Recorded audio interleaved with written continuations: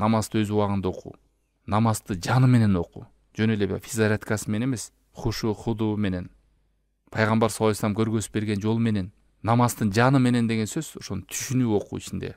Окуп атканда оюңуз талаада эмес. Денеси бар, бирок руху жок. Андай намаз эмес. Руху менен окулган намаз болсо, бул дагы адамга бейпилдик, тынчтык, бактылыкты алып келет. Ошон үчүн пайгамбар саллаллаху алейхи вассаламдын башына кайгы келсе дагы, оорчулук, бале келсе да намаз окуп өтөт эле. Ошон үчүн сөз бар: "Важуилат куррату айни фис-сола". Менин көзүмдүн нуру, кубанычы намазда деген. О Билал, азан айт, намаз менен рахат алалы дейчи эле пайгамбар саллаллаху алейхи вассалам. Бул хадиске да токтолуп кетейин. Дайыма эстеп туруңуздар. Айрыкча мо эртең менен уктап калган адамдар, күн чыкканча жата бергендер, багымдат намазын каза кылгандар, Аллах сактасын, шалдырап, ныксырап, кайдыгер болуп, оор болуп жүргөндөр. Пайгамбар саллаллаху алейхи вассаламдан келет. Бул Муслимде келген хадис. Айтат: шайтан адам баласы кечинде жатканда башына 3 чип байлайт.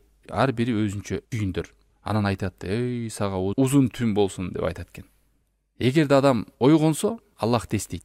Эртең турганда эле "Алхамдулиллахиллади ахяна ба'дама аматана ва илейхи нушур" деген дуаны айтыңыз. Туруп эле Аллахты эстесе, биринчи боо чечилет. Бираз өзүңүзгө келет сөз. Ага чейин оор болуп турат уруш. Анан барып дарат алганда экинчи боо чечилет, экинчи түйүн чечилет. Анан барып намаз окуганда үчүнчү түйүн чечилет. Эми караңыздар. Ушу 3 түйүндү чечкенден эмне болот экен күнүңүз? Пайгамбар саллаллаху алейхи вассалам айтат: "Фа асбаха нашитан тойибан нафс". Ал адам дейт, шамдагай болуп калат. Напсиси тим эле таптаза тунук болуп калат. Эгерде ушул 3 түйүндү чечпесе адам, ва илла асбаха хабитан нафс, напсиси оор болуп, кирдеп, каслан, жалкоо болуп калат дейт.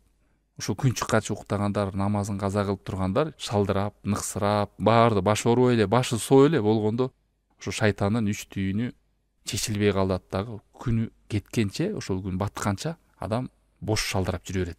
Анан каяктагы бактылыкту сезет. Мусулман адам ар бир күнү бактылуу өткөрүш керек.